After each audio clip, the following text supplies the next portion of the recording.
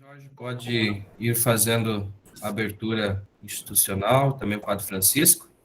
Enquanto isso, o pessoal vai chegando, já estamos quase completos aqui na nossa turma, dos 60, temos 46 já participando conosco. Então, passa a palavra ao Padre Jorge e ao Padre Francisco.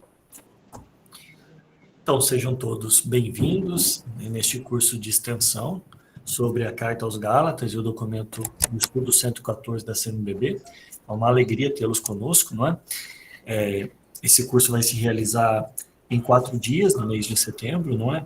Abordando, então, tanto a Carta aos Gálatas quanto este documento, e nós estamos muito felizes em poder proporcionar a nossa igreja particular de Cascavel, mas também a todos os outros que não pertencem a esta igreja particular, mas estão conosco para estudar, né? Nós ficamos muito contentes de poder contar com vocês. Eu quero agradecer, né, aos nossos professores que irão contribuir com este curso, a professora Helenira Cunha, o professor Padre Luciano Acácio, o professor Padre Luiz Carlos Franzner e o professor Padre Adriano Lazzarini, né?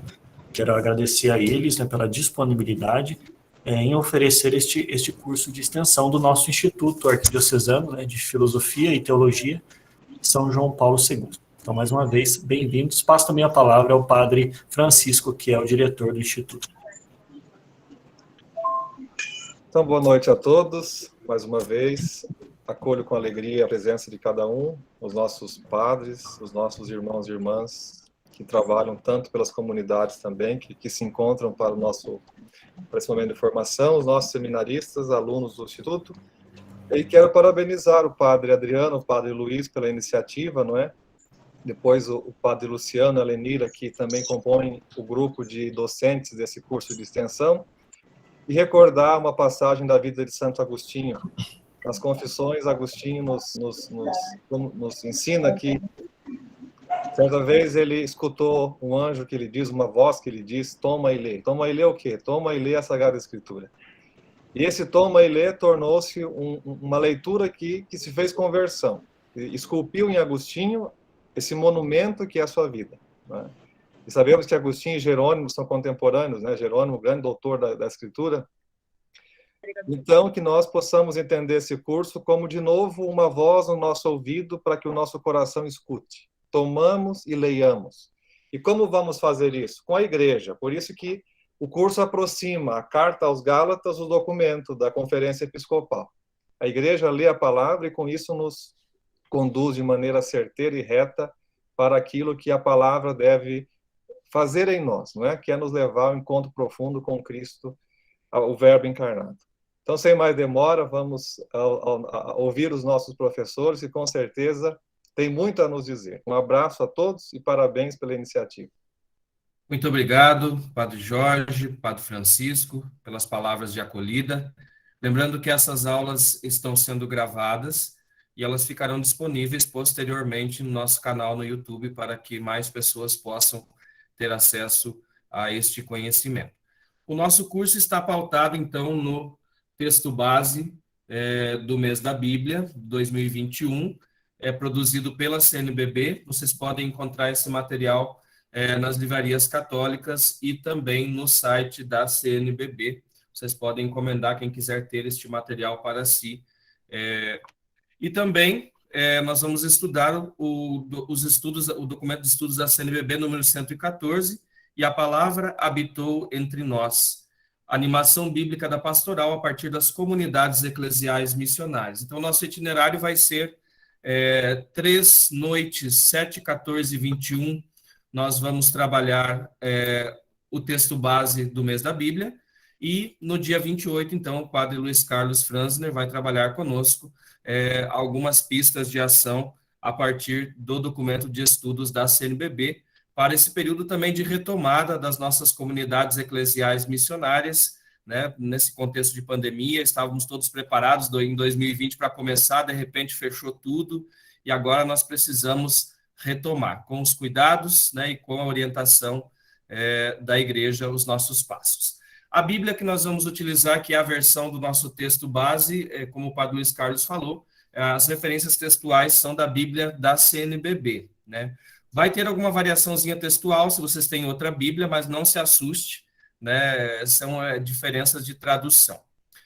Perguntas para o nosso palestrante, peço que vocês coloquem no chat. No final, o Padre Luciano vai, então, responder algumas perguntas pertinentes, porque senão o nosso curso é tiro curto, então a gente acaba perdendo muito tempo interrompendo a cada momento por alguma pergunta. Então, coloquem no chat ou no finalzinho o Padre Luciano vai abrir a palavra para responder algumas perguntas. Sem mais delongas, mais uma vez, obrigado a todos. Vamos fazer nossa oração inicial, pedindo as luzes do Espírito Santo e depois passamos a palavra ao nosso palestrante dessa noite, Padre Luciano. Em nome do Pai, do Filho e do Espírito Santo. Amém. Vinde, Espírito Santo, enchei os corações dos vossos fiéis e acendei neles o fogo do vosso amor. Enviai o vosso Espírito e tudo será criado e renovareis a face da terra. Oremos. Ó Deus, que instruístes os corações dos vossos fiéis com a luz do Espírito Santo, fazei que apreciemos retamente todas as coisas, segundo o mesmo Espírito, e gozemos sempre da sua consolação. Por Cristo Senhor nosso. Amém. São João Paulo II, rogai por nós. São José, rogai por nós. Em nome do Pai, do Filho, do Espírito Santo. Amém. Lembrando que nós não teremos intervalo, como esse encontro é um encontro breve, então não faremos intervalo dentro da programação. Vamos seguir agora, então, o Padre Luciano. Muito obrigado pela sua participação, sua disponibilidade de estar conosco nesta noite. Deixem o áudio fechado. Caso haja necessidade, eu vou fechar o áudio de vocês, tá bom? Muito bem, boa noite a todos. Uma alegria poder fazer parte também desse grupo de estudos em relação a este texto da Carta aos Gálatas, especialmente desse texto base comemorativo também dos 50 anos da Igreja do Brasil, nesta ênfase da Palavra de Deus. Eu quero agradecer, então, o convite ao Padre Adriano, que me fizeram, de poder ter a oportunidade de começar, também trabalhando com vocês essa noite e tentando ajudá-los nessa introdução, estudar um pouquinho mais sobre esse texto que é tão importante também, sobre a dimensão da unidade e da liberdade também cristã, tudo isso a partir daquele que entendeu isso e viveu isso na profundeza do discipulado que foi Paulo apóstolo. Então, saúdo aos padres, aos nossos, todos que estão acompanhando, os leigos e leigas, os seminaristas, todos os religiosos, religiosas, a pessoa do coordenador do curso, também do Padre Jorge, também do diretor do Instituto, Obrigado, o Padre Francisco. Então, a oportunidade do Padre Luiz também. É uma alegria poder estar aí com vocês e a gente tentar ajudar um pouquinho aí nesse trabalho, nesse itinerário de estudos, então, desse texto, dessa carta, dessa carta, dessa epístola de São Paulo. Eu vou deixar o slide, ele recuado um pouquinho, para que a gente possa usar, e eu possa ir falando e eu consiga interagir com um pouco das janelas de vocês, para não deixar, porque o Google Meet ele acaba tirando a gente da percepção, se for colocar o slide de maneira geral, total aqui. Então, vou tentar trabalhar dessa seguinte maneira, que eu consigo ir falando, e a gente consegue observando os slides também, acho que não está tão pequeno, e aí a gente vai conseguindo trabalhar dessa forma, tá bem? Estudo bíblico da Carta aos Gálatas, pois todos vós sois um só em Cristo Jesus. Gálatas 3:28d. Então, essa aqui é um recorte, da temática do lema também, esse texto que foi composto, em comemoração dos 50 anos do mês da Bíblia. 50 anos da ênfase da Palavra de Deus no mês de setembro, de 71 a 2021. E assim com algumas alternâncias, como foi feito ano passado, por exemplo, o estudo do Antigo Testamento, Deuteronômio foi o texto estudado, esse ano a gente passa ao Novo Testamento. Então vai tendo essa alternância de textos, sobretudo também sagrados dos estudos, conforme foi passando também os anos, a meditação. E a CNBB promove para nós esses 50 anos, então esse estudo tendo o objetivo de ajudar a gente também na reflexão, na experiência também comunitária e pastoral, especialmente em relação às nossas comunidades. Penso que o texto da Carta aos Gálatas vai favorecer muito sobre essa oportunidade de rever a nossa dimensão batismal, sobretudo também a nossa pertença à igreja, e claro, dentro de um contexto como a gente está hoje, dia de 7 de setembro, a gente observou hoje, as ruas todas falaram muito isso, Hoje muitas pessoas também nas mídias sociais demonstraram isso, que ainda a gente tem muitos grupos bastante distintos e tem muitos polarismos, então há muitos antagonismos presentes ainda na nossa sociedade, especialmente dentro da comunidade cristã. Então isso é importante também, esse texto serve para nos ajudar a pensar um pouquinho como nós estamos, né, vivendo as nossas posturas. Então este ano a Carta aos Gálatas tem essa intenção também de trazer para nós essa realidade, né? A introdução da Carta aos Gálatas, né, então essa referência específica ao mês da Bíblia, 2021, e esse lema, como eu já fiz referência, então, pois todos vós sois um só em Cristo Jesus, tirado um recorte do hino batismal do capítulo 3º da carta. O hino batismal, se alguém quiser e tiver a possibilidade de ter a Bíblia aí, então aberta, como foi pedido, então quiser pegar o texto, acho que é interessante a gente ler o texto, sobretudo esse recorte 3, 26 a 28, que é importante a gente já estar com o texto bíblico na mão, em relação a isso, para a gente poder entender um pouquinho o que Paulo está tentando propor à comunidade quando ele escreve, então, a carta, e especificamente dentro da carta ele coloca esse hino batismal, esse texto, essa chave de leitura, né? Gálatas 3, 26 a 28. Eu leio aqui e vocês acompanham. Com efeito, vós todos sois filhos de Deus pela fé no Cristo Jesus. Vós todos que fostes batizados em Cristo, vos revestistes de Cristo. Não há mais judeu ou grego, escravo ou livre, homem ou mulher, pois todos vós sois um só em Cristo Jesus. Palavra do Senhor. Graças a Deus.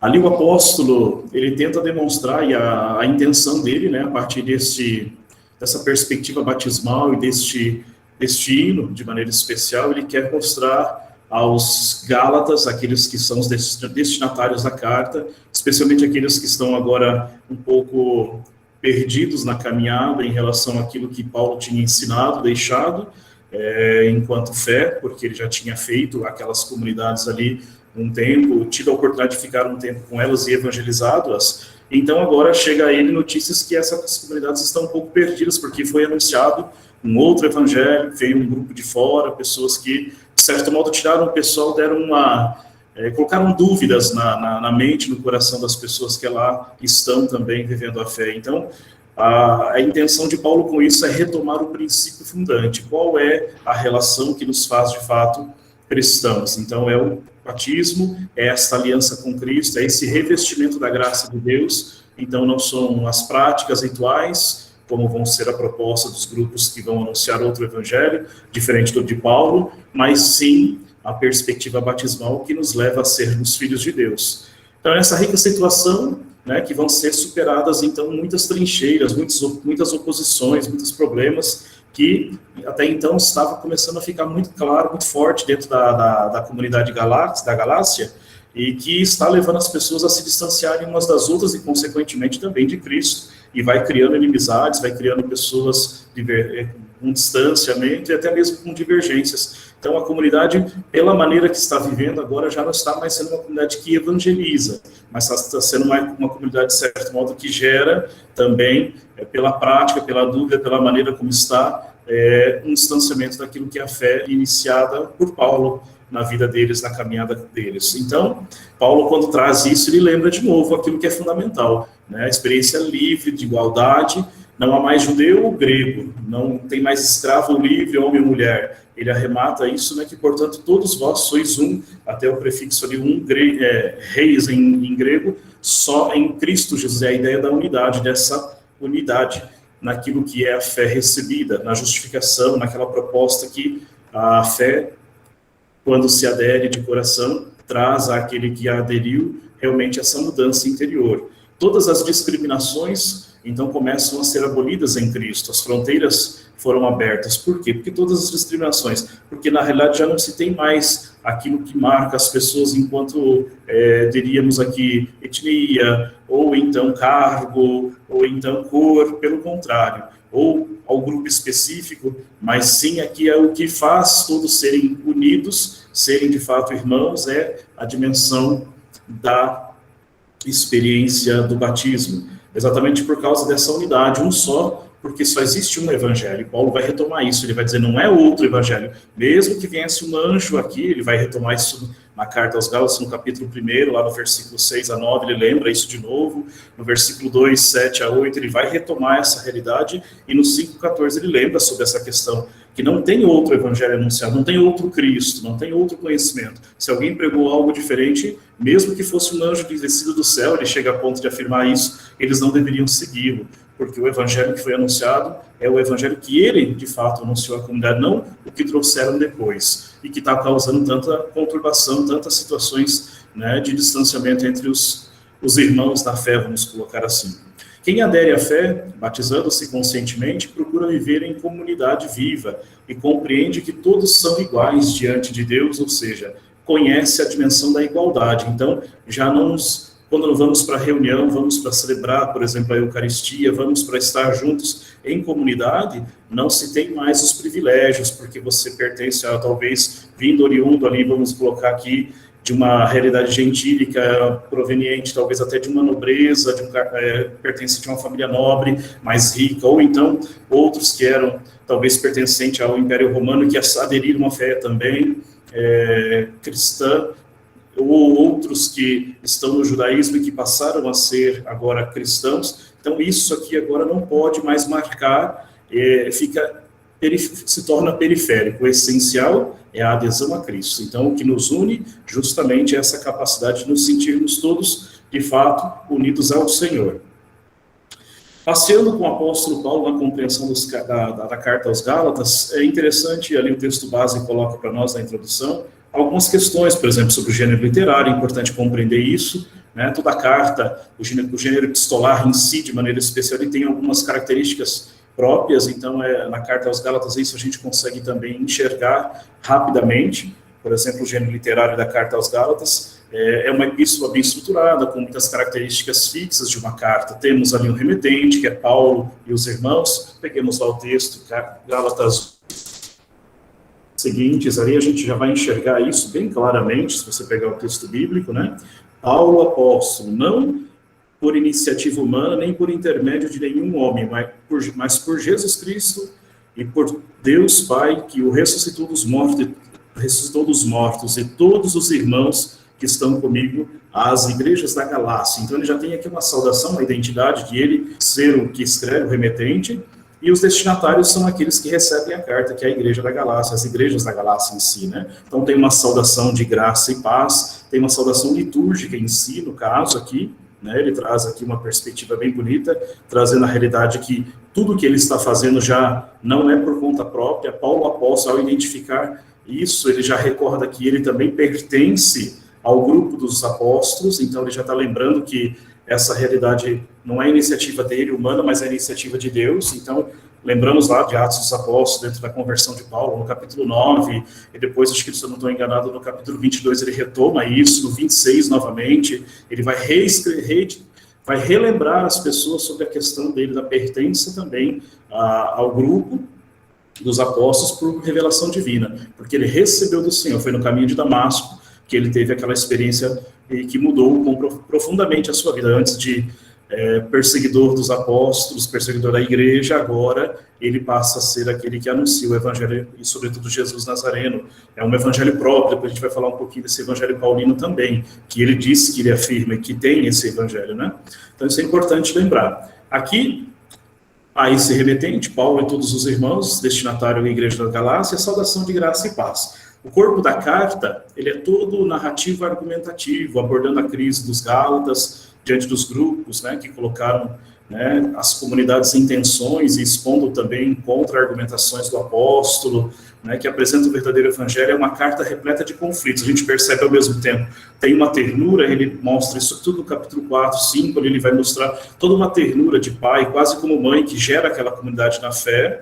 No capítulo 2 também ele demonstra um pouquinho isso, mas ao mesmo tempo, a carta é permeada de bastante conflitos, de bastante oposição, de rupturas com coisas que estavam acontecendo na comunidade, e que foi até ele, por exemplo, ele tomou conhecimento, porque chegou até ele a situação que estava acontecendo nas igrejas da Galácia, né, como um tal. E aí, por isso, ele destina essa carta dessa maneira. Opa, voltando aqui.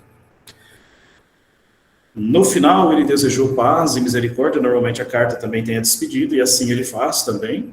né? No final ele deseja paz e misericórdia, finalizando com a frase: irmãos, a graça de nosso Senhor Jesus Cristo esteja com o vosso espírito, amém. Então é uma carta bem estruturada naquilo que é os moldes realmente do epistolar. Ele consegue trazer isso bem claro para a comunidade quando ele compõe a carta.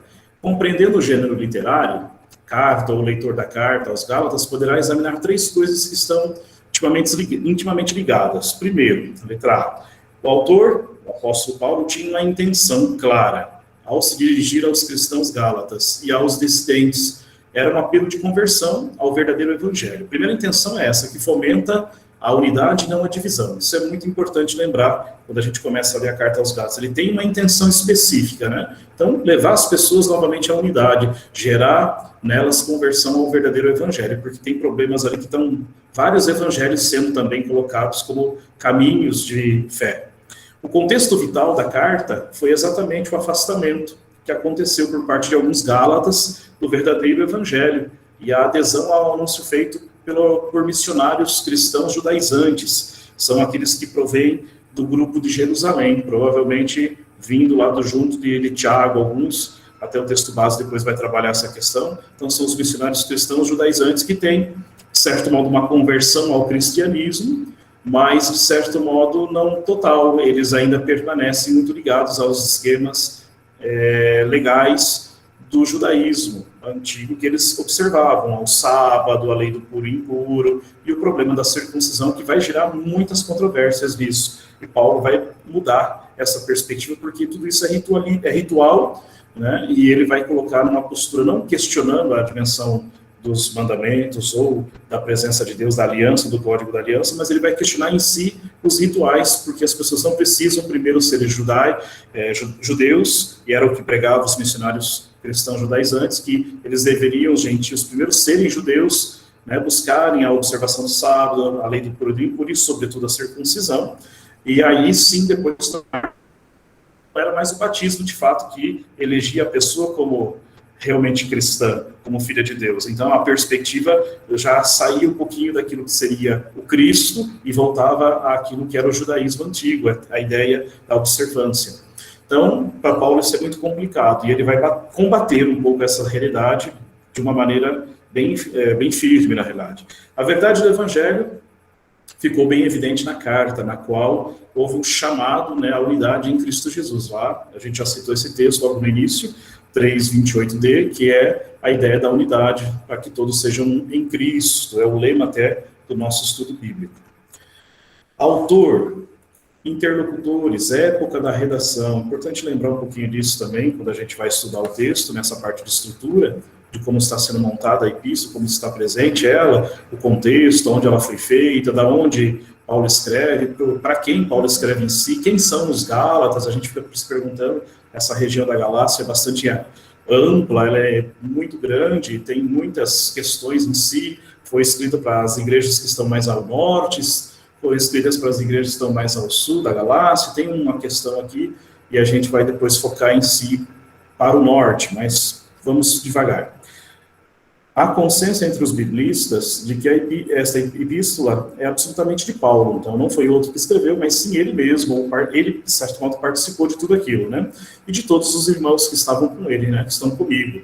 Gálatas 1:2. Aí tem a questão de onde ele vai enviar a carta depois, a gente pode também pensar um pouquinho, provavelmente ou da Macedônia ou de Corinto, tem uma questão da distância, a gente vê depois isso aqui também. São os Gálatas que haviam deixado o evangelho anunciado por Paulo, então é a motivação que em si leva Paulo a escrever a eles, então para que eles retomem então, aquilo que é a motivação inicial, que é o evangelho anunciado por ele. Parece que a carta aos Gálatas foi escrita por volta dos anos 57 a 58 depois de Cristo, eram os tempos do imperador César Nero. Tem uma questão da geografia, né, onde ficava a Galácia, para onde Paulo escreveu. Provavelmente a Galácia ela se situa ali, hoje vamos colocar assim, seria na atual região da Turquia, centro da Ásia.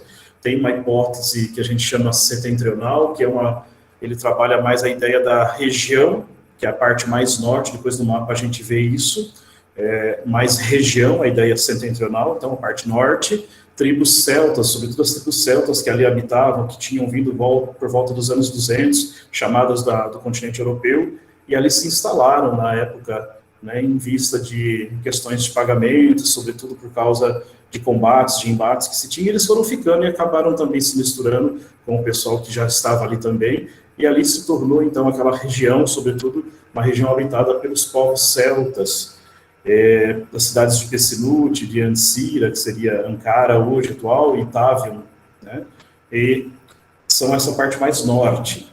E temos a parte que tem uma hipótese que poderia ser também chamada província da Galácia, que era uma província romana, que se localiza mais ao sul. Quando o Império Romano, por volta dos anos 35, sobretudo quando assume aquela região, conquista, então eles formam uma região, uma província romana. E aí eles falam que essa província é a província da Galácia também. Então é mais ao sul. E ali seria, digamos assim, onde estaríamos mais próximos das cidades de Antioquia da Psídia, de Icônio, de Listra, de Derbe, locais onde Paulo já tinha passado na primeira viagem missionária, na segunda também, especificamente. Ele vai passar por essa região aqui. E aí tem uma questão, por conta dele estar nessa região, ele chegou na Galácia por causa de um problema de saúde. Depois a gente vai ver essa questãozinha ali que também teve. Então, no mapa aqui, a gente estaria mais ou menos nessa região, que a região da Galácia é esse composto aqui. A gente tem essa região aqui, que é tida como a região da Galácia, esse espaço. Quando eu falei do norte, na parte mais norte, seria, digamos, onde estão as tribos celtas, né, os que se misturaram depois também com o pessoal que já estava habitando aqui. Então, essa região aqui seria, digamos, aonde a carta em si seria destinada. E aí tem aquela hipótese mais ao sul, que é a parte romana, onde tem a província romana, estaríamos aqui nessa região, certo? Para a gente ter um pouquinho de noção do mapa, né? Os destinatários, os gálatas da região do norte, provavelmente as tribos do norte, as tribos celtas. Por quê? Os indícios nos levam a crer que sejam eles mais ao norte, devido à questão de Paulo, já na primeira viagem que ele fez quando ele sai depois da conversão, ele já passou por aquelas regiões mais ao sul, e ali formou comunidades. Então, provavelmente eles já não são mais os gentios, já não são pessoas mais não convertidas em si. Então, os indícios que levam a gente a crer a isso, por exemplo, Gálatas 4:13, vamos pegar lá? Gálatas 4:13.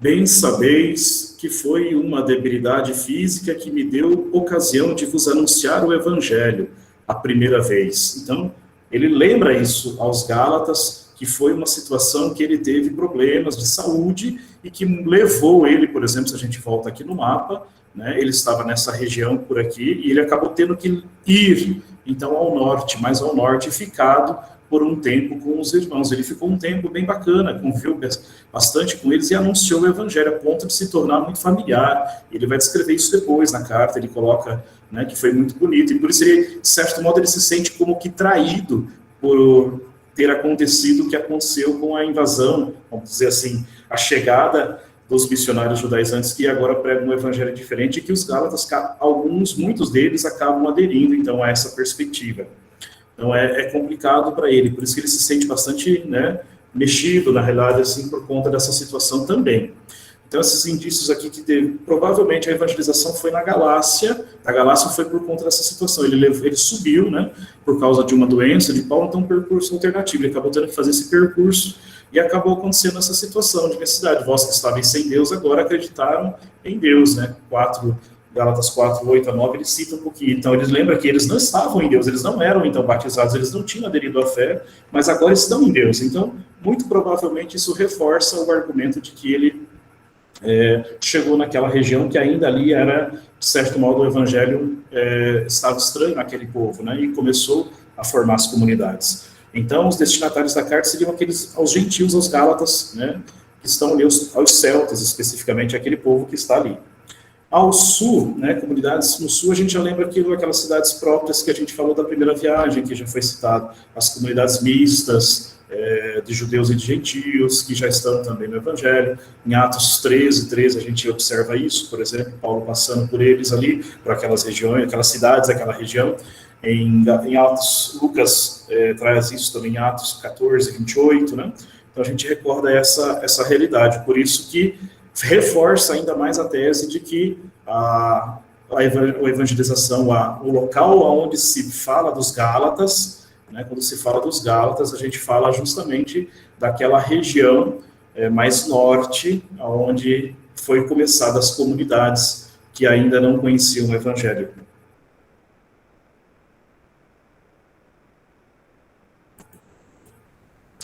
Fundação da Igreja Gálata e o envio da carta. Temos aqui os Atos dos Apóstolos, nos ajudam a pensar um pouquinho por causa das viagens missionárias sobre isso, né? Então, Lucas divide, por exemplo, em 3 viagens a evangelização. Paulo faz 3 viagens missionárias, chega até a ter uma próxima, alguns trabalham uma 4ª viagem. Mas aqui a evangelização da Galácia Norte, né? Ela está presente na 2ª viagem missionária, quando acontece por volta dos anos 50, 53 depois de Cristo. Essa aqui foi o processo quando Paulo lá ficou doente, né, e ele acabou ficando naquela região mais ao norte, e aí ele permanece com os Gálatas, e ele fica com eles, e ele consegue pregar o evangelho que ele havia recebido por graça, né, por revelação de Jesus Cristo mesmo, e ali ele ensina, forma as comunidades, depois sai e volta. E aí o envio da carta, estamos dentro da 3ª viagem missionária especificamente, já ele não está mais por exemplo, com Barnabé, já se distanciou de alguns, ele está com aqueles irmãos que, por exemplo, é citado lá no início da carta, e aí é nesse período aqui que, quando da 3ª viagem, que provavelmente tem aí a questão dele estar em Corinto ou então na Macedônia, que ele fica sabendo do que está acontecendo nas igrejas da Galácia, e ele destina a carta, então, entre os anos 53 a 58. As hipóteses depois, como a gente citou lá em cima do texto base, traz mais o ano 57, provavelmente o ano que também a carta chega, 58, lá na Galácia. Então, é nesse período que acontece o envio da carta, a composição da carta, quando Paulo recebe as notícias e ele vai escrever, então, de maneira bastante acentuada a conversão, trazendo e estruturando essa carta como uma carta de exortação para os Gálatas, para que eles voltem ao verdadeiro evangelho, aquilo que não pode ser perdido, que é o anúncio do evangelho que ele anunciou, que ele recebeu também por graça de Deus. O evangelho paulino é tido como evangelho paulino, a gente tem aqui a carta aos Gálatas, lembra isso, né? Traz bastante de Gálatas 1. Vamos pegar Gálatas 1, 11 a 12.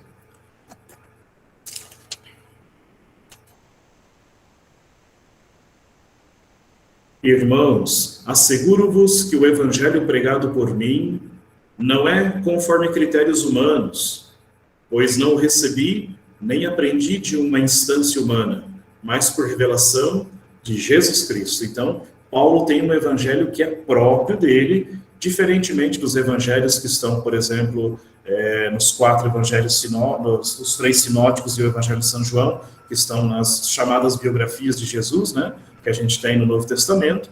Então, Paulo, na carta aos Gálatas, ele fala que ele também tem um evangelho, que é um evangelho próprio que ele recebeu por revelação.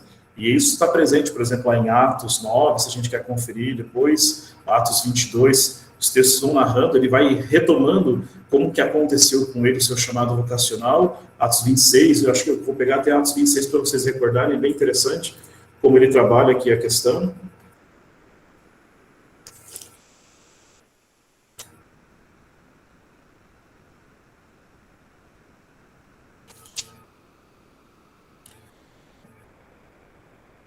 Nessas condições, Atos 26, 12 seguintes. Nessas condições eu estava indo a Damasco, com a autorização e o mandado dos sumos sacerdotes. Ó rei, eu estava a caminho quando pelo meio-dia vi uma luz vinda do céu, mais brilhante que o sol. Essa luz me envolveu a mim e aos que me acompanhavam. Todos nós caímos por terra. Então ouvi uma voz que me dizia, e em hebraico, Saul, Saul, por que me persegues? É inútil teimares contra o ferrão. Eu respondi, quem és, Senhor? E o Senhor me respondeu: eu sou Jesus, aquele que estás perseguindo. Mas agora, levanta-te e fica de pé. O motivo pelo qual te apareci é este: eu te estabeleci para que sejas meu servo e testemunha desta visão e de outras ainda nas quais te aparecerei. Eu te livrarei das mãos deste povo e também dos pagãos, aos quais eu te envio, para que lhes abras os olhos e para que se convertam das trevas para a luz, da autoridade de Satanás para Deus. Assim eles receberão o perdão dos pecados e participarão da herança com os santificados pela fé em mim. Então aqui a gente tem uma noção bem clara do que Paulo está afirmando aos Gálatas, porque ele coloca já no início da carta que não foi por revelação humana, mas foi por graça de Deus, que ele é apóstolo e que ele está agora com eles, e ele tinha evangelizado eles, levando eles ao conhecimento desse evangelho, e esse evangelho é justamente o que Jesus havia feito com ele, havia falado a ele, transmitido a ele. Então ele chega em Atos, chega a dizer que ele teve outros momentos que ele também teve, ou que ele ouviu Cristo, que ele falou com Cristo. Então há uma situação aqui bem interessante e peculiar, por isso Paulo tem uma autoridade muito grande, é uma autoridade apostólica. Diferente dos 12, ele tem também uma autoridade, porque ele não conheceu, ele não viu, ele não esteve convivendo com Jesus, diferente dos 12, né? Dos 11, que agora estava ali, vamos colocar até depois da chegada de Matias também.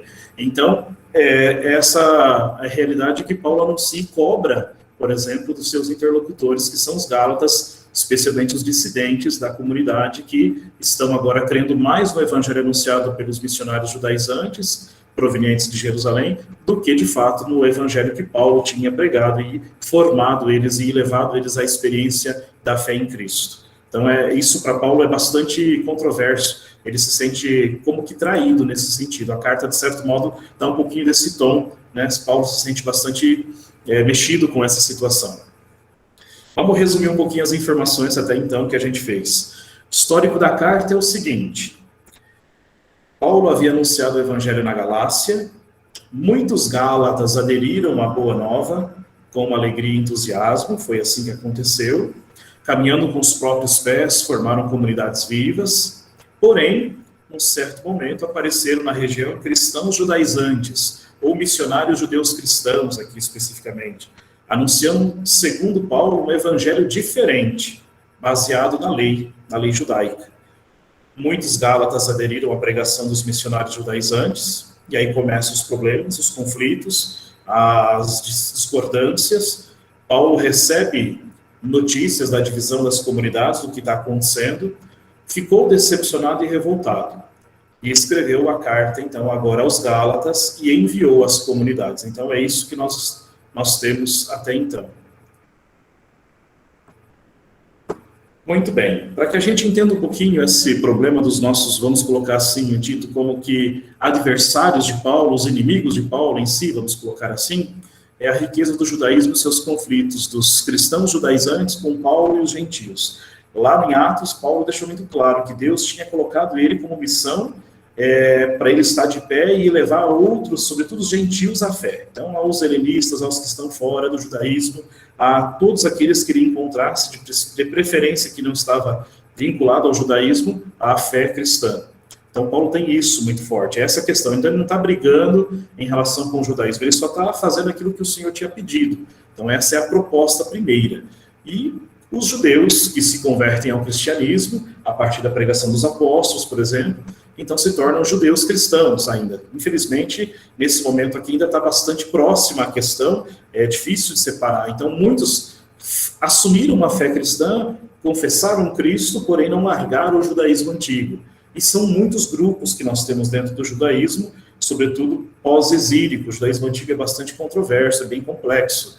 Temos grupos mais conservadores, vamos colocar aqui os ortodoxos, e tem os que são super conservadores, são os ultra-ortodoxos aqui. Então a gente tem isso muito claro. Então é bom distinguir para a gente não nominar todo mundo, achar que todo mundo é o mesmo, né?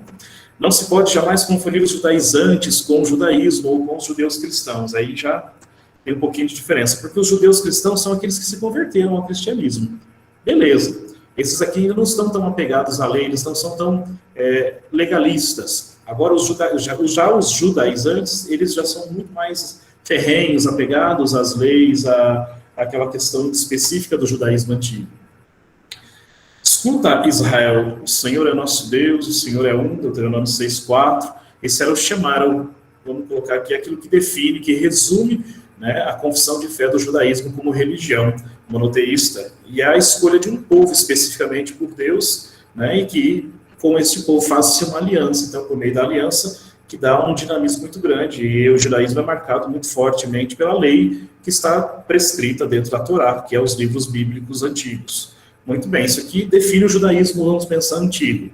Mas depois do pós-exílico, né, a fé em um só único, o judaísmo em si tem isso, a fé em um só e único Deus, que fez aliança, escolheu Israel para ser o seu povo, como sinal, e o anunciador dessa fé entre todos os povos da terra. Então, digamos assim, o judaísmo se torna, para ser o sinal de chamamento de todas as gentes para aquele que é o Senhor, quando virá. Essa é a ideia judaica especificamente. Mas o pós-exílio babilônico, né, quando passaram pela situação toda do exílio, os que sobraram, sobretudo os que retomaram a caminhada, né, depois da saída da Babilônia, então a gente vai ter um grupo bastante diversificado de judaísmo. Não teremos somente um judaísmo, mas sim vários grupos judaicos que estão compostos dentro do grande judaísmo. Os saduceus, que tem várias linhas sacerdotais, os fariseus, nós temos aqui os escribas, os essênios, os samaritanos, os zelotes, os herodianos. Esses aqui são grupos específicos que estão caracterizados dentro do judaísmo. E junto a esse grupo a gente tem ainda os pobres, os simples, que é chamados anauins, que são aqueles que ficaram, o resto, digamos assim, de Israel, que guardou a fé e que não foi para, a maior parte deles não foram para a deportação, não experimentaram em si a deportação da Babilônia, mas sim o abandono naquela região de Judá. E esses aqui estão caracterizados, principalmente no livro dos Cânticos, que a gente encontra eles, Jonas mostra eles também, e especialmente o livro de Ruth, porque esse judaísmo aqui ele é um pouquinho mais aberto à questão dos estrangeiros e à questão, sobretudo, da presença do feminino, da mulher. Pelo menos o texto base traz um pouquinho essa realidade para nós, ele comenta sobre isso.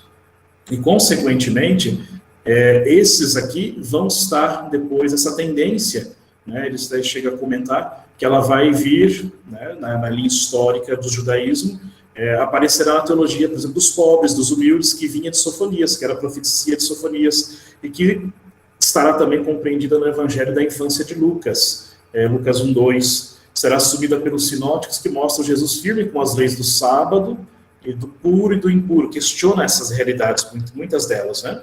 Então é uma perspectiva mais aberta deste grupo, então é um grupo mais aberto.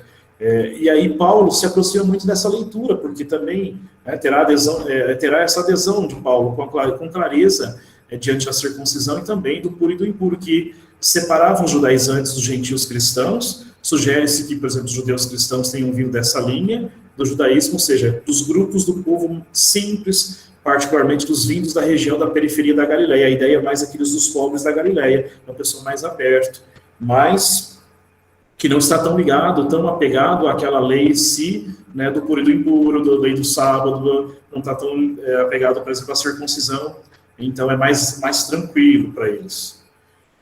Já os judaizantes, que vão chegar e que vão anunciar o outro evangelho, né, eram cristãos, né, que antes tiveram experiência no judaísmo. Gálatas 1:7, 22, se a gente pegar o texto, vamos pegar o texto lá. Gálatas 1:7 a 22.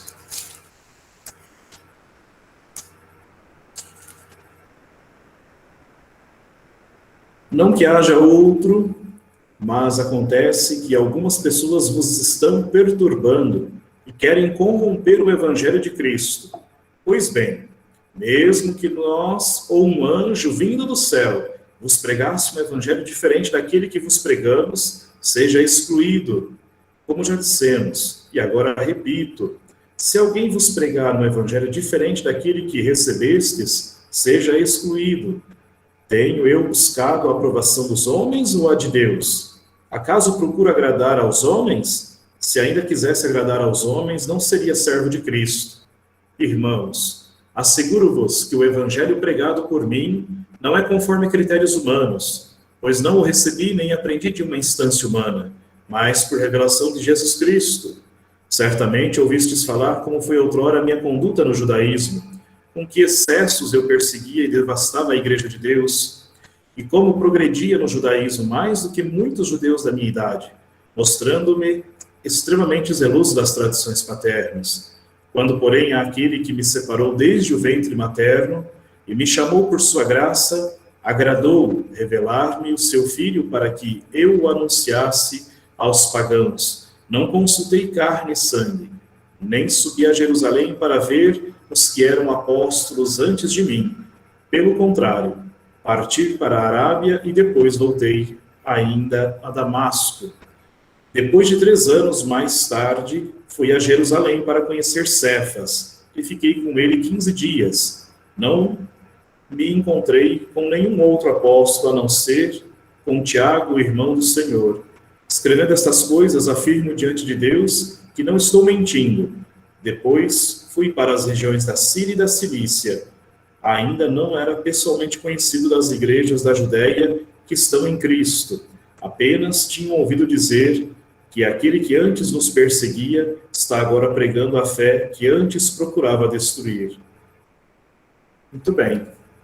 Então aqui Paulo ele vai retomar até a sua vocação, ele vai fundamentar ainda mais a questão em si do mandato do Senhor, a vocação dele específica desde o ventre materno, a escolha de Deus. Ele vai fundamentar todas as questões e, sobretudo, em relação aos próprios apóstolos, né, que a autoridade dele não vem dele mesmo, mas vem justamente do Senhor, para que ele pudesse pregar. Então, esse aqui é a experiência forte de Paulo no judaísmo, mas que queriam, por exemplo, que os gentios convertidos praticassem as leis judaicas. Paulo, ele era um homem vindo dos judaísmos, então ele sabia o que eram as leis em si, ele tinha isso, claro, só que por mandato do Senhor em si, ele, de certo modo, agora vai fazer aquilo que é a vontade de Deus, aquilo que era o mandato do Senhor, que era direcionar-se justamente para os gentios, sem precisar fazer essa experiência, digamos assim, vamos colocar aqui, de um primeiro momento, passar as pessoas à conversão das leis judaicas, para depois passá-las à fé cristã. Então, não precisaria fazer esse processo, justamente o contrário. Por aderirem à fé pela palavra anunciada pelo anúncio do Evangelho, e foram batizados, começariam a experiência, de fato, realmente de fé cristã.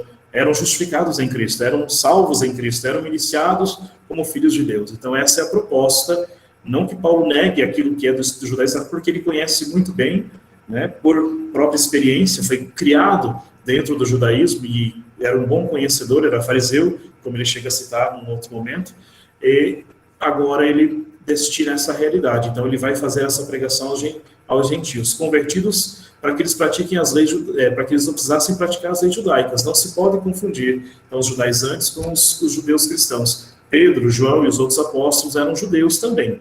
Então, eles pertencem ao judaísmo. Tem muita gente pertencente ao judaísmo, mas que agora se tornou cristão.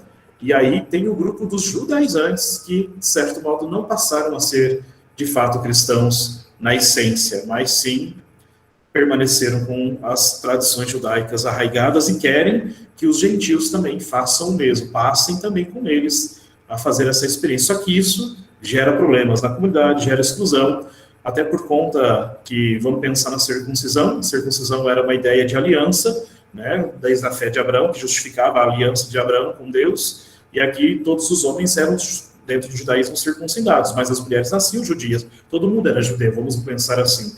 Já os gentios não. Então, se os homens fossem circuncidados, as mulheres já não eram. Então, automaticamente, já estavam como se estivesse fora, de certo modo, daquilo que era a experiência, né, da fé em si. Não tinham passado pelaquela grande experiência ou para aquela marca, como deveria ser, que faria deles também pertencentes à aliança. Já o batismo não. A água é para todos, a fé em Cristo é para todos, e o batismo configura a pessoa independentemente, né, dela passar por a circuncisão ou não, ela vai conseguir, então, adentrar a lei, a experiência cristã do Evangelho, não a lei em si. O início do cristianismo foi constituído por judeus. Paulo era judeu, muitos dos simples e humildes que acompanharam Jesus, bem como as várias mulheres, eram judeus e judias, mas Jesus também era judeu. Então, o conflito foi se avolumando com um pequeno grupo de cristãos que vieram do judaísmo mais fechado, que claramente forçavam os gentios a conhecer, né, e a praticar. A ideia é essa, era conhecer e praticar as leis do judaísmo principalmente as leis do puro e do impuro e da circuncisão. E também até um pouquinho do sábado, mas ainda o que saltava-se mais, ressaltava-se mais, era justamente aquela ideia da lei do puro e do impuro, né, sobretudo em relação, porque eles tinham muita dificuldade com relação aos alimentos, ao trato das casas, ao problema todo com os estrangeiros, e a questão, claro, da aliança, então, em relação à circuncisão. Esses eram, digamos aqui, tidos como os judaizantes. Eu tenho um dicionário, eu peguei e fui buscar no dicionário de Paulo e suas cartas, do Gerald Hawthorne, aqui, alguns autores que compõem, o Ralph Martin e o Daniel Reid, eles trazem uma definição bem interessante sobre o judaísmo, os judaizantes em si. Tem muitas compreensões aqui, é bem interessante. Vou citar algumas coisas aqui. Ocorre apenas em Gálatas 1, 13 a 14, o termo parece descrever o modo de vida judaico como um todo, já que é diferente do de outras religiões, em que aparece como oposto do cristianismo, é como se fosse o oposto de ser cristão. Uma das dificuldades encontradas na análise do sentido de judaizante ou judaizar é determinar onde uma referência indica apenas adesão ou apenas uma adesão ao modo de vida judaico, sem subentender nenhuma intenção deliberada de impô-lo aos gentios. Flávio José parece diferenciar entre os judaizantes e os judeus. Aí aqui ele tem alguns apontamentos. Na literatura cristã, o termo judaizante, em geral, caracteriza os cristãos dedicados a práticas judaicas. Por exemplo, Inácio afirma: é absurdo dizer Jesus Cristo e praticar o judaísmo. É provavelmente correto afirmar que judaizar não é bem sinônimo de simplesmente viver como judeu, mas parece antes descrever o caráter um tanto artificial dos novos convertidos. Muitas pessoas se faziam circuncidar e praticavam o judaísmo porque temiam os judeus. Então, muitas vezes era por medo, muitas vezes era uma ideia de simpatia, outras vezes era aqui uma ideia um pouco assim de querer parecer como, mas no fundo não era um modo até que meio que artificial. Então, a gente tinha muitos problemas, muitas situações que, de certo modo, permeavam esse grupo dos judaizantes, que são um grupo que vai criar em si muitos problemas para Paulo naquilo que é o anúncio do evangelho que ele já tinha feito nas comunidades que já estavam estabelecidas, né, e que agora começam a passar por esses ventos contrários, esses problemas aí dissonantes que geram realmente rupturas. Quando Paulo fala aos convertidos, né, dirige-se a eles como vós, Gálatas 3, 1 a 5. Quando se refere aos judaizantes, que ele chama de intrusos, trata-os como pessoas, Gálatas 1, 7. Alguém, Gálatas 1, 9. Eles, Gálatas 4, 17 e 6, 13. E afirma que eles estão perturbando e querem corromper o Evangelho de Cristo, Gálatas 1, 7, 5, 10 também. Ou seja, os judaizantes eram agitadores que chegaram para destruir uma situação antes tranquila. Era o que, digamos assim, Paulo entendia do que estava acontecendo e que chegou até ele por notícias dos Gálatas que, né, tinham visto todo esse problema acontecer e que agora relataram a ele. Parece que estavam ligados à comunidade cristã de Jerusalém, que tinha Tiago como grande líder, esses judaizantes. Gálatas 2:4, lembra isso? E Gálatas 2:12. Vamos pegar lá, Gálatas 2:12.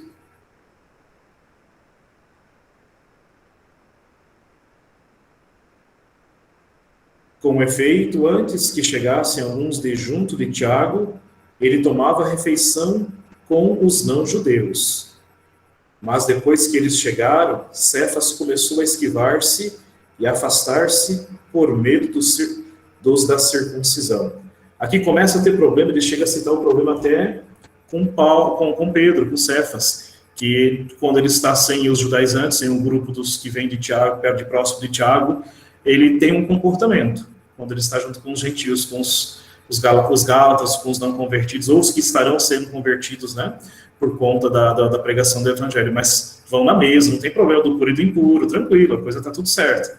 Agora, quando chega os judaizantes, Paulo fica com medo. ele começa a fugir, ele começa a não querer estar junto, ele começa a lembrar daquela situação dos princípios judaicos, então há um problema. E aí Paulo vai cobrá-lo muito nesse sentido. Aqui é bem interessante. Parece que estavam ligados, então, a essa comunidade, né? Qual era a motivação daqueles missionários judeu-cristãos? Eles também acreditavam em Jesus Cristo e saíam em missão aos gentios. Porém, a proposta deles era oposta de Paulo e dos helenistas especificamente. Enquanto Paulo e seu grupo defendiam que os gentios não precisavam circuncidar-se, podiam assentar à mesa da refeição comunitária, e que o importante era a fé em Jesus Cristo, que fazia deles irmãos, por outro lado, os judaizantes se posicionavam como se fossem ainda do judaísmo. Era preciso realizar a lei do puro e do impuro, e se circuncidar. Eles se fundamentavam no legalismo de algumas tendências judaicas. Lembremos que este legalismo, nos tempos de Paulo, tinha 3 grandes colunas: as leis do sábado, que era a lei do sábado para ser observada na sinagoga, do culto, e da circuncisão, e do puro e do impuro especificamente. Então, isso aqui vai balizar muito, e Paulo vai ter que, de certo modo, mostrar a eles depois, ele vai mostrar isso, ele vai colocar isso diante dos apóstolos, dos superapóstolos, como ele também vai chamá-los depois, e aí ele vai, de certo modo, ajudá-los a ver que não é isso.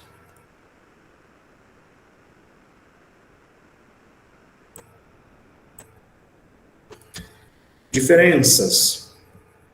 Temos muitas diferenças. Aparentemente, a base da pregação dos cristãos judaizantes era a Sagrada Escritura, né? A de Paulo também era. A partir dela, então, por isso que para os helenistas, vamos colocar aqui, para os gentios, gálatas, quando se chegou o evangelho, chegou lá uma pregação da palavra, nossa, mas e agora, né? Eles também pregam a palavra, eles também trazem os textos, a fundamentação dos mandamentos, tantas questões, e aí, o que fazer diante de tudo isso? Então, aparentemente, a base da pregação dos cristãos judaizantes era a Sagrada Escritura. A partir dela, possivelmente, falavam dos textos dos mandamentos, lá lembrando o livro de Deuteronômio, lembrando o livro de Êxodo, o Levítico, então a lei de Deus como a necessidade da circuncisão, recordando também até o livro de Gênesis, quando acontece a circuncisão de Abraão, se eu não me engano, no capítulo 17, para pertencerem ao Israel de Deus. Paulo, então, ao escrever a carta, vai buscar seu fundamento também na Sagrada Escritura, e daí Paulo vai fazer a fundamentação justamente para contrapor essa realidade, mostrar que também ele tem a perspectiva com a Escritura e, sobretudo, com a fé, né, anterior à fé, que justifica realmente, é uma fé que adere, que leva a pessoa pela adesão, pelo consentimento, pela liberdade ao encontro com Cristo. Aí estava o grande conflito do lado dos judaizantes. Era preciso fazer proselitismo, convertendo os gentios ao cristianismo, porém, dentro da observância da lei do puro e do impuro, da prática da circuncisão. Isso criou desunião e as grandes divisões, como a gente já veio citando. Do lado de Paulo, desenvolveu-se a missão aos gentios, sem ligação com a lei do puro e do impuro, sem imposição da circuncisão.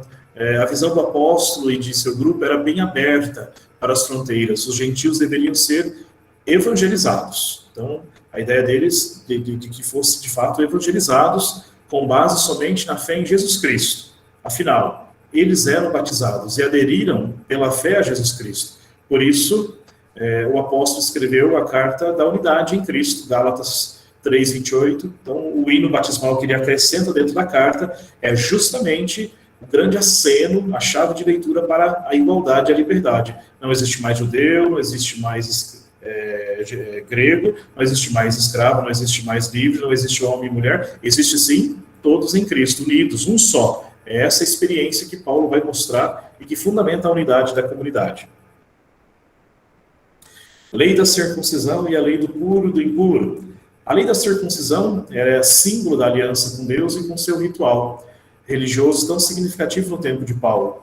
Estava se tornando símbolo, por exemplo, né, de sectarismo, de divisão, desrespeito às culturas gentias. Aqui lembramos, aqui eu já comentei sobre a questão que aqui só os homens poderiam ser circuncidados. Então, vamos dizer assim, eles seriam marcados pela experiência judaica ao cristianismo, em relação de ir ao cristianismo. Já as mulheres, por exemplo, já ficariam alheias a essa situação. Então, começa a ter problemas, aqui rupturas, questões bem pontuais, que vai gerar discordâncias, vai gerar justamente descontentamentos. E a lei do puro e do impuro, na carta aos Gálatas, é compreendida a partir do texto, né, muito tenso de Antioquia, que aí ele vai citar, vamos ler o texto, que aí ele vai trabalhar ali o problema daquela refeição que Pedro está presente, que Cefas está presente, e ele começa a ter duas posturas. Para Paulo isso não pode acontecer. 2:11-14. Mas quando Cefas chegou a Antioquia, opus-me a ele abertamente, pois merecia censura. Com efeito, antes que chegassem alguns de junto de Tiago, ele tomava a refeição com os não-judeus. Mas depois que eles chegaram, Cefas começou a esquivar-se e a afastar-se por medo dos da circuncisão. E os demais judeus acompanharam-no nessa dissimulação, a ponto de até Barnabé se deixar arrastar pela hipocrisia deles. Quando vi que não estavam procedendo direito, de acordo com a verdade do Evangelho, disse a Cefas, diante de todos: se tu, que és judeu, vives como gentil e não como judeu, como podes obrigar os gentios a viverem como judeus? Nós somos judeus de nascimento, e não pecadores vindos do paganismo, sabendo, porém, que não é se é justificado por observar a lei de Moisés, mas por crer em Jesus Cristo. Nós também abraçamos a fé em Jesus Cristo. Assim fomos justificados pela fé em Cristo e não pela prática da lei, porque pela prática da lei ninguém será justificado. Então, Paulo vai argumentar com a situação que acontece ali nas mesas, o problema do puro e do impuro, né, sobretudo da circuncisão, e aí até Cefas entra nessa história toda, precisando também de ser alertado. Barnabé, né, o texto coloca aqui a experiência da refeição que reunia os gentios, né, versículo 12 trabalha isso, os circuncisos que chegam, que são os judeus cristãos, né, versículos 12d e 13a, tudo se tornou hipocrisia para Paulo, porque eles estão dissimulando, uma hora agem de um modo, outra hora agem de outro modo, versículo 13c, com a chegada dos vindos da parte de Tiago, né. Os circuncisos provocam medo, né, criando retração e fingimento em Cefas e em Barnabé e nos outros judeus cristãos. Então, não dá para continuar com essa postura, porque isso não evangeliza, no fundo, ninguém. Na realidade, é um contra-testemunho para Paulo. Por isso, Paulo agiu como profeta, denunciando aquela experiência hipócrita, né, que provocou desunião. Então, para aquele momento ali, foi um momento de retomada de alguns princípios específicos, dentro da perspectiva também daquilo que é comentado por ele na carta, e sobretudo o capítulo 3 vai lembrar, vai fundamentar na questão específica do hino batismal, que gerará naqueles que observam realmente a fé em Cristo pelo batismo, né, realmente aderem a essa experiência e são justificados. Agora, se for através do judaísmo, os gentios tendo que passar por esse caminho, não seria coerente. Os judeus, por serem judeus, sim, passa diretamente a ser cristãos. Os gentios, por serem gentios, sim, passam diretamente a serem também cristãos. Então, essa a proposta de Paulo, não fazer um caminho diferenciado. Então, não pode-se colocar uns mecanismos aqui ou parâmetros diferentes. Para Paulo isso não vale, não está certo, não é coerente com aquilo que se prega, sobretudo com o evangelho, que é a boa notícia. E o evangelho em Gálatas, tem 5 vezes o texto trazendo essa realidade do evangelho como boa notícia, né, para as pessoas aderirem à fé. Então, especificamente, se não faz isso, é um contra-testemunho. A carta também pode nos possibilitar, lendo ela mais um pouquinho, né, se a gente fosse ler o texto pontual, nossa, isso aí a gente tem que deixar para ir, conforme vai caminhando as coisas, vamos fazendo assim, alguns pedidos, e depois vocês em casa vão retomando aí, né, vão fazendo a leitura também espiritual. É bom que a gente vai tendo bastante conceito, clareza do que Paulo está trabalhando. Então, também ali surgem alguns temas que são específicos dentro da teologia, por exemplo, temas teológicos que a carta aos Gálatas nos aponta que poderiam ser trabalhados. Sobre a ideia da missão divina, Paulo entende isso como uma missão divina, o que ele recebeu do Senhor, então é uma missão divina, o anúncio do Evangelho, é um tema teológico, ele tem isso como vocação, é específico, foi Cristo Jesus que deu a ele essa questão, foi por revelação, né? Um outro ponto que se pode trabalhar é a ideia da unidade, né? O grito cristológico de Paulo é um grito cristológico profundamente para que as pessoas voltem à centralidade que é Cristo, não a lei, né? Não a lei do puro e do impuro, não a lei do sábado, não a lei da circuncisão, mas sim em Cristo. A unidade se faz nele, então ele que gera a unidade, entre os que aderem, ele que torna todos filhos de Deus. Então isso é muito claro, muito forte dentro da carta. A gente pode trabalhar esse tema teológico, a questão do Espírito Santo, né, que liberta para a vida em Cristo, sobretudo capítulo 5, capítulo 4 já trabalha um pouquinho, nos dá a possibilidade de perceber um pouquinho isso, mas capítulo 5, sobre a questão do Espírito, sobretudo, que baliza a vida do discípulo, daquele que está em Cristo. Então é fundamental que ele vai conduzir a pessoa para uma vida realmente diferenciada, livre em Cristo. Então o Espírito Santo liberta para a vida em Cristo. Um outro tema teológico que se pode trabalhar, a unidade eclesiológica, a ideia das comunidades que estavam separadas, ou que estão com rupturas, estão com problemas, com dissidências, estão dissonantes, estão perdendo um pouquinho daquilo que é a centralidade da fé. Então isso pode ser uma proposta também para trabalhar a questão da unidade da igreja, da comunidade, né? Ele trabalha isso. Paulo não está querendo competir com os judaizantes. A ideia não é de competição, para ver quem tem mais força. A ideia é de clareza, é de princípio, é de voltar ao ponto fundamental que é o evangelho anunciado, que é Cristo. Então não é para ganhar em si. A ideia é de todos voltarem e se converterem, de fato, ao ponto que é fundamental e específico para os gentios e, claro, também para os judaizantes e para os judeus cristãos. Então, vamos colocar as coisas, vamos dizer, nos devidos lugares, né, para que as coisas aconteçam também dentro da comunidade e a comunidade não pereça, não caia por conta de dissidências, de falta de comunhão. O terceiro ponto, bem interessante também, a fé. Ele retoma isso, a fé que justifica, é a ideia da justificação também, a fé em Cristo Jesus. Tudo é fundamentado na fé, né? Então a fé é um dom, é recebido através da fé batismal, a presença de Cristo naquele que aderiu. Então ali vai ser realmente o norte, vamos colocar assim, de segmento do discípulo, daquele que vai viver em comunidade. A justificação pela fé, então não é a lei mais que justifica, Paulo reafirma essa ideia.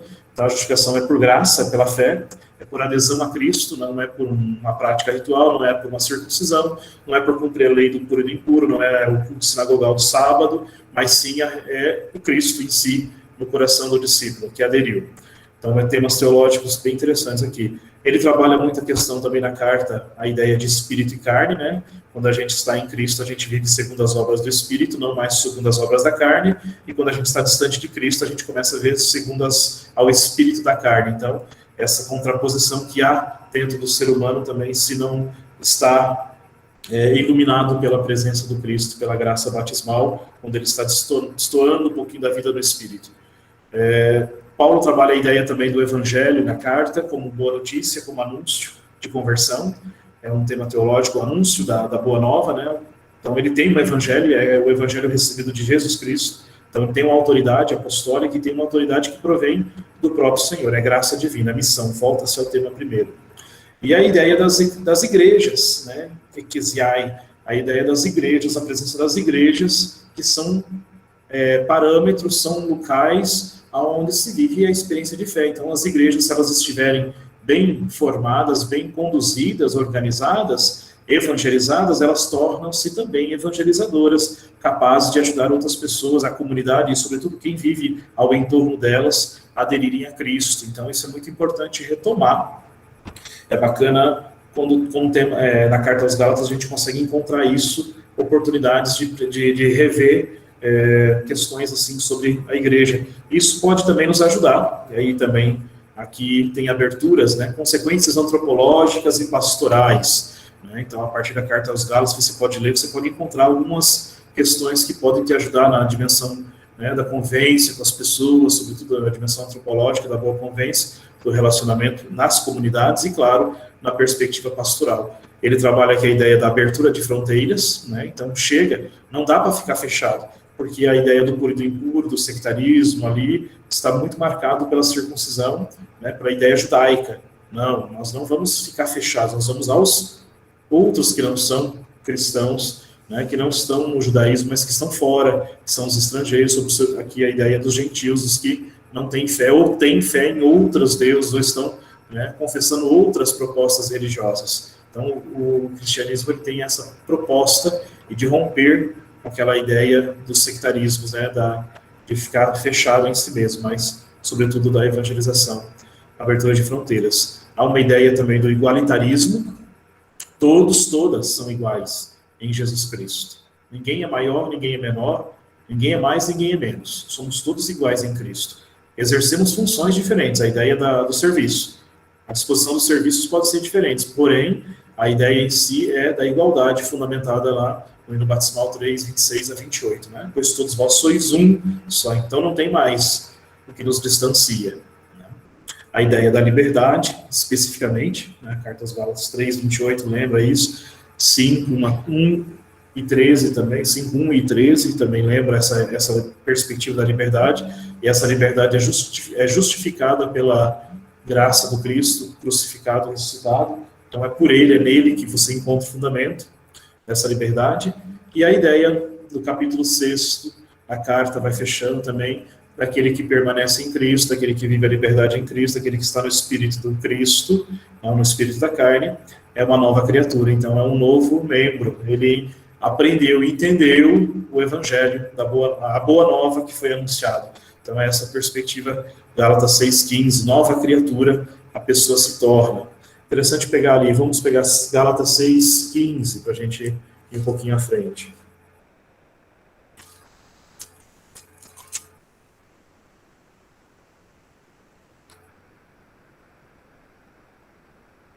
Vamos pegar do 13, dá para caminhar do 13 para frente aqui.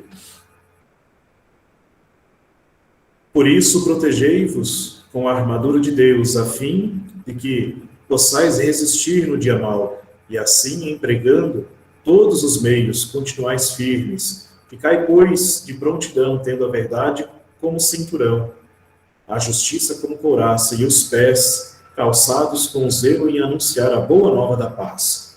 Em todas as circunstâncias, empunhai o escudo da fé. Desculpa, peguei o texto de Efésios, estou lendo a armadura dos cristãos, desculpa. É Gálatas. 6,15. É para começar. E a conclusão, vamos pegar a conclusão final, fica melhor. Vede com que grandes letras eu vos escrevo de próprio punho. Os que desejam destacar-se no plano da carne, esses é que vos obrigam à circuncisão, unicamente para não serem perseguidos por causa da cruz de Cristo. Pois nem eles mesmos que são circuncidados observam a lei, mas querem que vos circuncideis, para terem na vossa carne de que se gloriar. Quanto a mim, que eu me glorie somente da cruz de nosso Senhor Jesus Cristo. Por ele, o mundo está crucificado para mim, como eu estou crucificado para o mundo. Ser ou não ser circuncidado não tem importância. O que conta é ser nova criatura. E para todos os que seguirem esta norma, como para o Israel de Deus, paz e misericórdia. Doravante que ninguém me moleste, pois eu trago em meu corpo as marcas de Jesus. Irmãos, a graça de nosso Senhor Jesus Cristo esteja com o vosso espírito. Amém. Então, desculpa, eu peguei ali, fui puxar rapidinho o texto, fui na carta aos Efésios, mas é a perspectiva da nova postura, né, que gera na pessoa, gera naqueles que seguem, então, o evangelho pregado por Paulo, através da cruz de Cristo, justamente essa liberdade nova de ser nova criatura, não apegado às leis, mas sim à graça e à justificação. Aqui eu proponho para vocês, no final, a estrutura da carta aos Gálatas, que pode ser lida também, usada, né, para a gente poder entender um pouquinho. É o que está no texto, no texto base, também eles propõem. Primeira parte aqui, né, parte 1, o verdadeiro evangelho e os conflitos de Jerusalém e Antioquia. Então a gente tem na primeira parte da carta aos Gálatas essa perspectiva, o verdadeiro evangelho e os conflitos de Jerusalém e de Antioquia, que são os problemas também ali com Paulo e Cefas e os provenientes lá do grupo de Tiago, também os judaizantes. Segunda parte, demonstração bíblica, a fé, a liberdade cristã, a unidade em Cristo, a abertura de fronteiras, que está especificamente no capítulo 3 até o capítulo 5:1. Então, a gente tem ali essa segunda parte que vai fazer essa perspectiva, vai dar essa composição da liberdade cristã, mas sobretudo primeiro por causa da fé, e tudo isso gerado pela unidade em Cristo, que abre possibilidade para novos, né, aderirem à fé também. E a terceira parte, a vida no Espírito, leva à abertura de fronteiras especificamente, como a gente viu, Gálatas 5 até 6:10, né, 5:2 até 6:10. E fecha-se a conclusão do próprio punho. Paulo trabalha aqui a mística da liberdade, e dizendo também sobre a ideia, né, de ser uma nova criatura. Gálatas 6, de 11 a 18. Então, assim, de certo modo, aqui a gente tem um panorama geral, né, da estrutura da carta aos Gálatas, para que a gente possa também ir lendo, e conforme a gente vai lendo, a gente vai descobrindo, entendendo um pouquinho daquilo que a gente, aqui nesse pequeno espaço de tempo, né, tentou trazer alguns pontos que são referências específicas dentro daquilo que está, né, tá dito dentro da carta aos Gálatas, que são os problemas que acontecem, né, e, sobretudo, também ali as soluções encontradas por Paulo quando ele propõe uma conversão a todos aqueles que ouvem o Evangelho de maneira verdadeira, né? Da minha parte, acho que seria isso hoje, porque não dá para a gente continuar. Se a gente for continuar, eu acho que eu vou estourar o tempo. Não sei se até as 9 horas que a gente tem, ainda tem perguntas. Eu vi que tinha algumas coisas chegando ali, né? Tá bom? Então, acho que é mais para provocar o pessoal para o estudo. Agora, nas próximas aulas, aí, conforme o pessoal vai lendo o texto em casa, vai surgir muito mais questões. O texto é belíssimo, na Carta aos Gálatas, é uma proposta muito bonita para a nossa vida pessoal, né? Para que a gente alcance a liberdade cristã através da cruz de Cristo, através da fé realmente balizada no batismo. Obrigado pela atenção. Deus abençoe a todos. Obrigado. Muito obrigado, Padre Luciano, né, pela sua exposição muito clara, muito concisa. Nos ajudou a introduzir-nos no universo da Carta aos Gálatas e também agora nos deixa o gostinho, né, de lermos e constatarmos tudo isso que o senhor refletiu conosco na voz do próprio Paulo, né? Então, a tarefinha de casa já, né, depois da nossa aula aqui, ler Gálatas 1 e 2, né, para podermos, mais uma vez, confirmar, né, tudo isso que o senhor nos passou de uma maneira muito clara, muito dinâmica, né? Então, muito obrigado pela sua explanação. Tem 2 perguntas no chat, vamos aproveitar esse tempinho aqui para responder perguntas. Então, a primeira é da Mara Juliana Orlando. Podemos concluir que a carta de Paulo aos Gálatas surtiu o efeito esperado ainda antes de sua morte? Houve progressos na comunidade dos Gálatas? Olha, complicado, né? Um pouquinho assim, acredito que deve ter surgido, sim, esse efeito, né, que o apóstolo intentou quando ele mandou a carta, até por conta da questão de que o texto se tornou um texto guardado, utilizado, lido, meditado na comunidade. Por isso chegou até nós também. Então, eu acredito que eles assumiram a postura, a proposta de Paulo. Claro, talvez não na grande maioria, não sei, dizer que toda a comunidade aderiu seria talvez difícil a gente afirmar isso. Mas uma boa parcela, acredito que sim, até por conta que também a maneira como foi a postura descrita ali no capítulo 2, sobretudo de Paulo em relação a Cefas, corrigindo algumas questões em relação também ao grupo dos judaizantes, que estão ligados a Tiago. Então, depois desse balizamento aí, digamos, de evangelização, de posturas, né, para evangelizar, acredito que surgiu bastante efeito, sim. Foi guardado isso pela comunidade, Paulo conseguiu o seu intento e conseguiu tão fortemente que esse texto permanece até hoje para nós, né, como um itinerário de conversão, de revalorização da perspectiva batismal, como revalorização da ideia da justificação também. É muito interessante ali, por isso o texto termina a ideia da nova criatura, né? Então, você consegue perceber que os Gálatas, acredito que eles levaram isso muito à frente, né, naquela região da Ásia. A gente percebe isso depois, não sei se dá para ligar claramente isso, mas, por exemplo, as próprias cartas que estão destinadas às comunidades da Ásia Menor, ali de São João, temos alguns escritos ali que vão perdurar naquele período ali. Acredito que tem muita proximidade com aquilo que está na carta de Paulo. Eu tive a oportunidade de estudar a primeira carta de São Pedro, quando eu fiz o trabalho de conclusão de curso na teologia. Então, muito do que tem na primeira Pedro, a gente usava assim que até tinha dentro dos temas teológicos, a gente colocava aqui a presença paulina dentro da carta de Pedro, né? Então, muitos dos textos, muitas coisas que eram citadas eram provenientes justamente da carta aos Gálatas, referências a essa questão toda da perspectiva de você ser mais próximo à fé batismal, porque na carta de Pedro também tem isso muito claro, é bem forte a questão do hino batismal, presente dentro da comunidade petrina, e ela vai ser escrita por volta dos anos 75, 80, ali fica nesse período ali, até próximo aos anos 90. Então você percebe que até um autor, Norbert Brox, o nome dele, é um autor espanhol, quando ele escreve sobre 1 Pedro, ele lembra do paulinismo em Pedro. Então há muito, eu lembro que eu lia muito sobre essa questão. Então dizer que foi total seria, né, difícil afirmar isso, mas que houve influência e que as comunidades guardaram o escrito de Paulo e colocaram em prática, com certeza, e fundamentou muito aquela região, sobretudo ali. Obrigado, Padre Luciano. Tranquilo? E também o fato mesmo das comunidades cristãs terem crescido, né, e se espalhado, mostra que o grupo judaizante não conseguiu os efeitos daquilo que estava pregando, né? Então, Paulo conseguiu propagar a mensagem da liberdade cristã. Segunda questão é de Beatriz Ludwig Celestino. Nas cartas de São Paulo aos Romanos, também se percebe essa discussão a respeito de circuncisão. Inclusive, destaca que a verdadeira circuncisão é a do coração. As outras comunidades também enfrentaram esse conflito? Então, a comunidade de Roma já, ela, de certo modo, ela reflete toda uma teologia de Paulo um pouco mais amadurecido.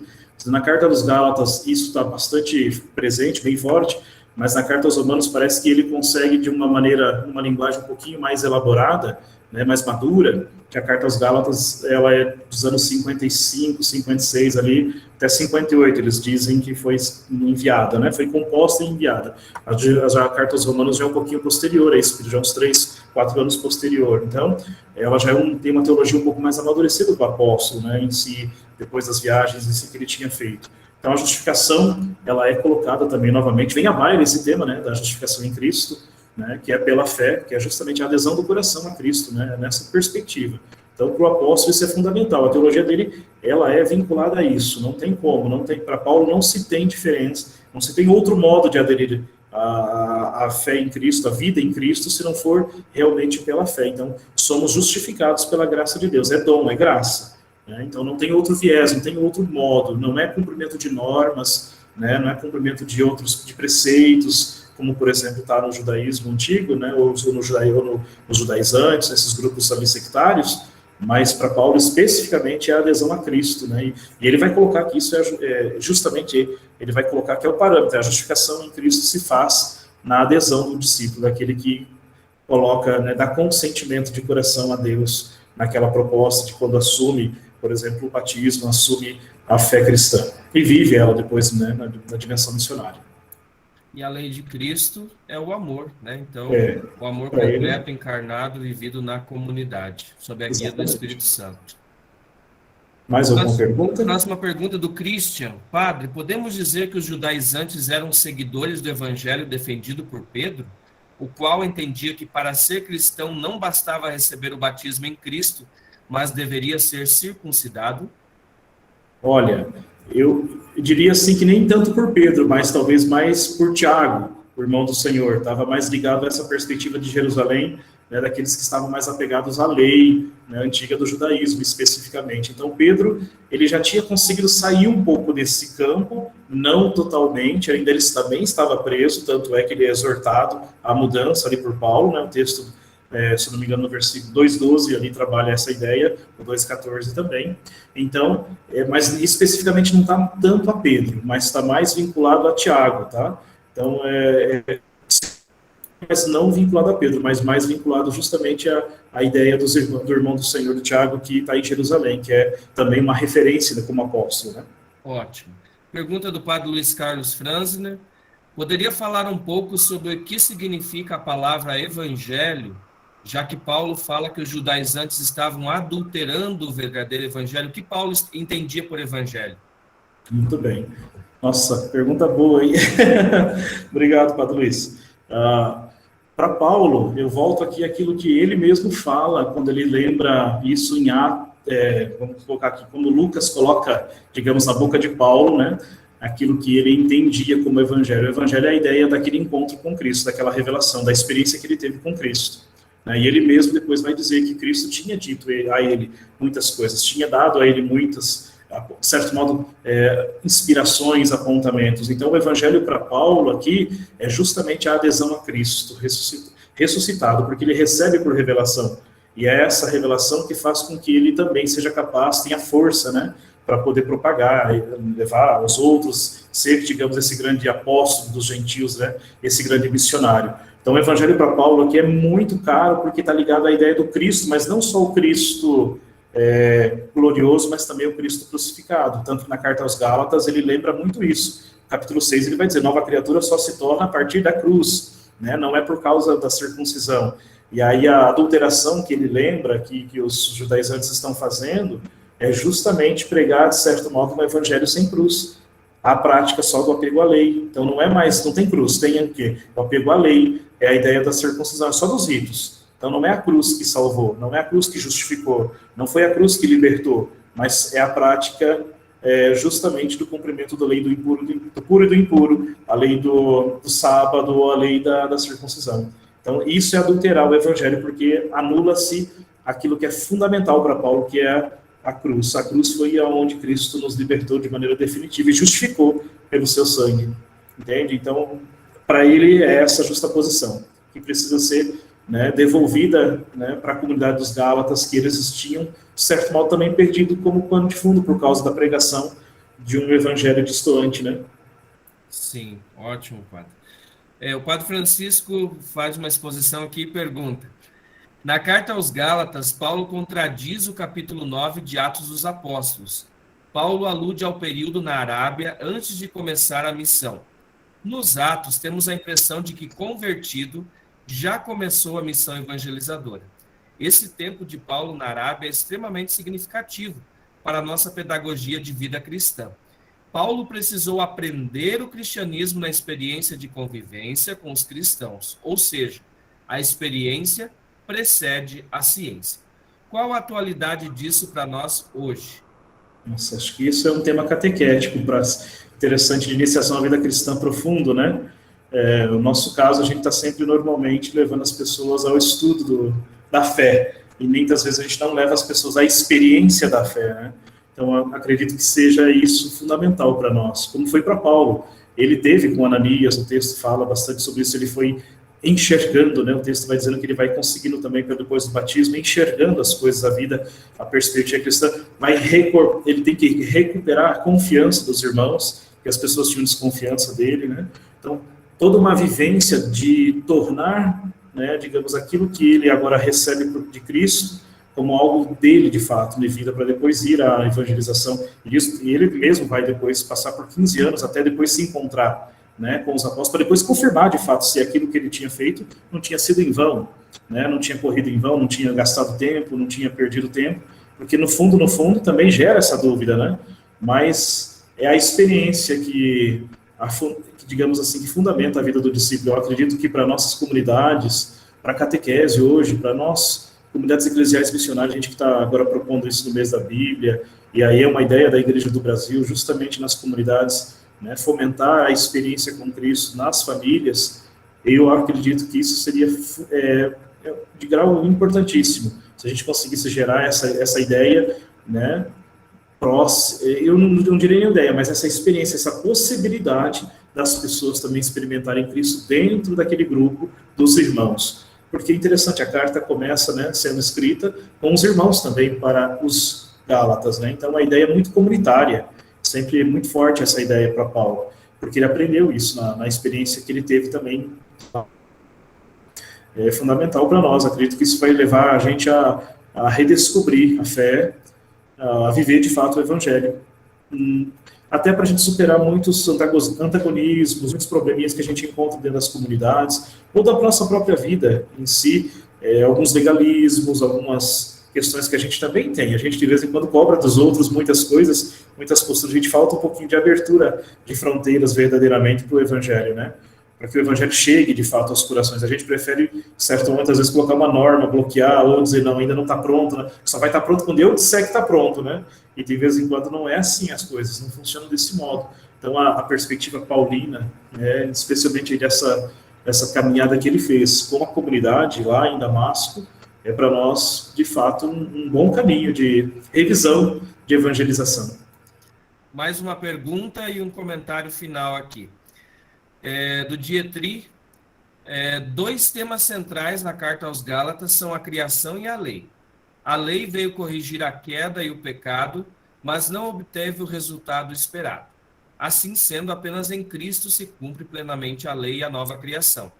Na carta de Paulo, a carta de Paulo deixa um paradoxo entre a visão positiva e negativa da lei mosaica?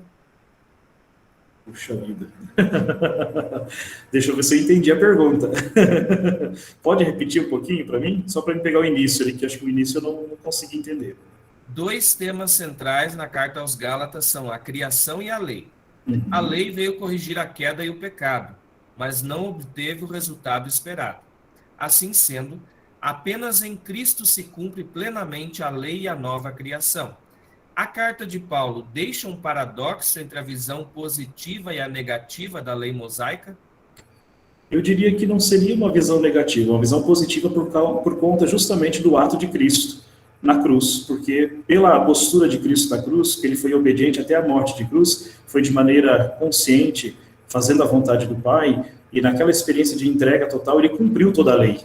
Ele assume a lei de uma maneira diferenciada, né? Ele recompõe a lei de Moisés, digamos, a lei mosaica, como aquilo que está, por exemplo, lá no Evangelho de São Mateus, por exemplo, que ele não vem tirar, não vem, né, romper com a lei que já está, mas ele vem aperfeiçoá-la. Então a cruz, o parâmetro da cruz, a experiência da cruz, a morte, a ressurreição dele, é justamente eu diria aqui que é o aperfeiçoamento de tudo aquilo que está contido na lei antiga, né? E justamente dá uma postura de nova criação, por quê? Aquele que entrou no mistério do Cristo, que passou pelo mistério da cruz, que entra nessa dinâmica, também pode se tornar nova criatura, porque a sua liberdade vai estar agora direcionada, eu não diria condicionada, mas direcionada para o espírito daquele que foi crucificado e também ressuscitado. Consequentemente, a pessoa experimenta uma nova liberdade, uma nova experiência com Deus, uma nova experiência com Cristo, vamos dizer assim. Então acontece a mudança, a transfiguração da pessoa, vamos colocar essa linguagem, né? Seria a pessoa se torna de fato uma nova criatura, né? Então aí eu diria que de certo modo a gente tem uma visão muito positiva, porque Cristo coloca, e Paulo traz isso, né, como parâmetro, ele traz essa ideia, Cristo sendo de fato aquele que é o novo Adão, né? Depois da carta aos Romanos ele vai lembrar isso muito fortemente. Mas aqui a gente já consegue entender isso pela própria pela descrição de como ele coloca a cruz de Cristo, né? E a liberdade que provém da cruz de Cristo, que é o Espírito de Cristo. Ótimo. E também o que Paulo critica, né, nós também temos que ter em mente, não é tanto a lei mosaica como tal, mas é a ideologia do grupo dos judaizantes. É o apego, né? Eles estão muito apegados, né? Extremamente apegados àquilo, né? Parece que não conseguem abrir os horizontes para ver diferente, que é possível, né, chegar a uma experiência nova com outros critérios, e eles ainda não conseguem chegar nisso. Então, precisa passar pela conversão do coração, quer dizer, pela adesão, pela liberdade. A pessoa tem que usar de um assentimento interior para essa experiência, senão não consegue. Ela fica fixa naquela experiência antiga, né? E o Padre Jorge concluiu aqui dizendo, talvez os judaizantes se sentissem representados por Tiago, mas Tiago mesmo tinha aderido à decisão de não submeter os pagãos à circuncisão no concílio de Jerusalém. Então, aquela história, né? Começa um partido e os sequazes aí do partido acabam criando uma ideologia que nem mais o fundador aceita. Nem o fundador, né? Isso, nem o fundador em si, né, o representante, o líder, de certo modo, está no mesmo caminho, já começa a destoar, né? Ele muda o pensamento, mas os seus seguidores não. Isso. E aí a ideologia toma um corpo autônomo, né? Exatamente. Mais alguma coisa? Não, hoje é só, Padre. Muito então, obrigado mais uma vez. Eu que agradeço. Pela sua explanação, por esse bate-papo teológico. E agora nos leva ao compromisso e ao desejo da leitura, da reflexão e da oração. Lembrando que esses slides que o Padre Luciano nos apresentou, depois ele vai nos ceder para nós enviarmos para vocês em PDF no grupo do nosso curso que foi criado. Então, a gente vai enviar para vocês em PDF este material. Semana que vem, dia 14, será com a professora Helenira, que vai trabalhar a parte 2 do documento, uma demonstração bíblica, a fé, a liberdade cristã a unidade em Cristo e a abertura de fronteiras. Gálatas 3-4, até o capítulo 5, versículo 1. Peço ao Padre Luciano que tenha a bondade de nos dar a bênção final. Mais uma vez, meu agradecimento a todos, de maneira especial ao Padre Adriano também, ao Padre Jorge, ao Padre Francisco e a todos, Padre Luiz Carlos, a todos os leigos, aos seminaristas também. Quero agradecer a oportunidade, né, também de poder estudar com vocês e aprender um pouquinho mais. A gente vai sempre aprendendo quando a gente acaba tendo que ajudar alguém na reflexão, né? Então, para mim foi um privilégio, muito obrigado. Pedir a bênção, então, de Deus para que a gente possa viver bem esta palavra que também está presente na Carta aos Gálatas, esse evangelho, né? Como diz Paulo, o evangelho que nos leva à liberdade. O Senhor esteja convosco, Ele está no meio de nós. Que Deus Todo-Poderoso, pela intercessão de São João Paulo II, de São José, de São Jerônimo, de Nossa Senhora Aparecida, derrame graças e bênçãos sobre todos nós, em nome do Pai, do Filho e do Espírito Santo. Amém. Uma boa noite a todos, muito obrigado.